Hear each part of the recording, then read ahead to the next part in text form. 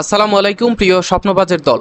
জগন্নাথ বিশ্ববিদ্যালয়ে বর্তমান গণবিজ্ঞপ্তির মাধ্যমে ভর্তির কার্যক্রম চলছে। অর্থাৎ স্বাভাবিকভাবে যে মেরিটগুলো দিয়েছিল সেই মেরিটে ভর্তির কার্যক্রম চলেছে ষষ্ঠ মেরিট পর্যন্ত, এবং সপ্তম, অষ্টম এবং যদি তারপরেও সিট ফিল আপ না হয় তারপরে অষ্টম, এরপরে নবম, তারপরে দশম, এইভাবে মেরিট দিতেই থাকবে গণবিজ্ঞপ্তিতে যাদের ভাইবা নেওয়া হয়েছে শুধু তাদের মধ্যেই।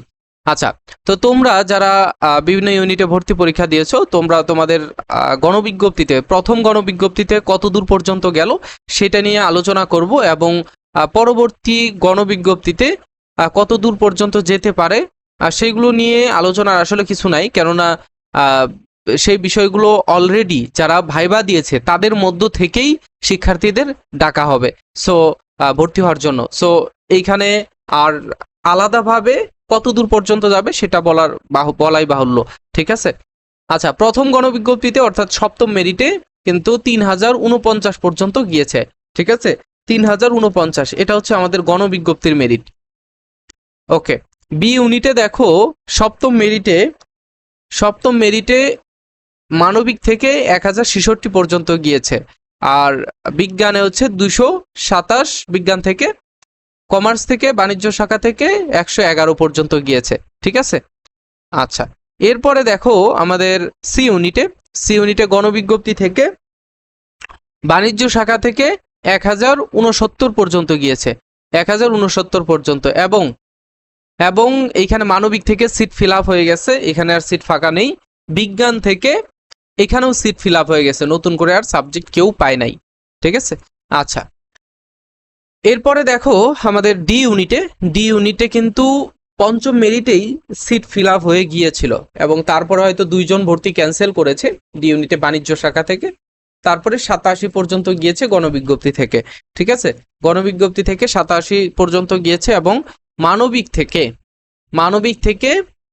1051 পর্যন্ত গিয়েছে, আর বিজ্ঞান শাখা থেকে 301 পর্যন্ত গিয়েছে, 301।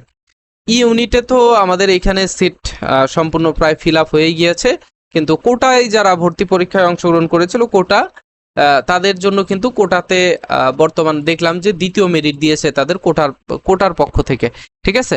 সো এই হচ্ছে আমাদের 2025-26 শিক্ষাবর্ষে সপ্তম মেরিট অর্থাৎ প্রথম গণবিজ্ঞপ্তিতে কত দূর পর্যন্ত গেল সেটা, এবং আমরা দেখেছি, আমি একটু আগে একটা ভিডিও তোমাদের আপলোড করেছি, সেটা হচ্ছে যে অষ্টম মেরিটে ভর্তির বিজ্ঞপ্তি এবং ভর্তি হওয়ার জন্য জগন্নাথ বিশ্ববিদ্যালয় তোমাদের যে নোটিশটা দিয়েছে সেটা নিয়ে আলোচনা করেছি, তোমরা দেখে নিতে পারো, ঠিক আছে। আর যারা এখনো সাবজেক্ট পাও নাই তোমাদের জন্য বর্তমান বেস্ট একটা চয়েস, সেটা হচ্ছে ঢাকা সেন্ট্রাল ইউনিভার্সিটি, যেটা বর্তমান পাবলিক বিশ্ববিদ্যালয়। সেই পাবলিক বিশ্ববিদ্যালয়ের জন্য অনেকদিন থেকে আমরা একের পর এক ব্যাচ দিয়ে যাচ্ছি, পেইড ব্যাচ এবং ফ্রি ব্যাচও আছে। আমাদের কমেন্ট এবং ডেসক্রিপশন বক্স যদি চেক করো তাহলে আমাদের ফ্রি ব্যাচগুলোতেও যুক্ত হতে পারবে, free exam batch, guideline batch, এবং আমাদের যাদের টাকা পয়সার সমস্যা নাই তোমরা পেইড ব্যাচ নিতে পারো। এই পেইড ব্যাচের মধ্যে তুমি A to Z পাবে, ঠিক আছে। ঢাকা সেন্ট্রাল ইউনিভার্সিটিতে চান্স পেতে গেলে, একটা সিট তোমার করে নিতে গেলে যা যা দরকার সবকিছুই আমরা ম্যাটেরিয়াল তোমাদের দিয়ে দিব বি এবং সি ইউনিটের জন্য, ঠিক আছে। সো তোমরা যারা এই এক্সাম ব্যাচে জয়েন করতে চাও অবশ্যই তোমরা এই নাম্বারে হোয়াটসঅ্যাপ মেসেজ করবা। কোর্সের ফি আমরা একেবারেই কম রাখি, তোমরা জানো যে প্রত্যেকটা ব্যাচে আমরা কোর্সের ফি কম রাখি, যার কারণে যাতে তোমরা ভর্তি হতে পারো সবাই, ঠিক আছে। সো তোমরা যারা এই এক্সাম ব্যাচে জয়েন করবে অবশ্যই আমাদের হোয়াটসঅ্যাপ নাম্বারে মেসেজ করবে, ইনশাল্লাহ তোমাদেরকে এক্সাম ব্যাচে জয়েন করে নেওয়া হবে। সো আজকের ভিডিওটা এই পর্যন্তই। পরবর্তীতে তোমাদের জগন্নাথের যদি কোনো অ্যানালাইসিস বা গুরুত্বপূর্ণ কোনো নোটিশ থাকে অবশ্যই তোমাদের জানিয়ে দেওয়া হবে, এবং পরবর্তীতে ঢাকা সেন্ট্রাল ইউনিভার্সিটির A to Z তোমাদেরকে জানানো হবে। তো দেখা হচ্ছে পরবর্তী ভিডিওতে। আল্লাহ হাফেজ, আসসালামু আলাইকুম।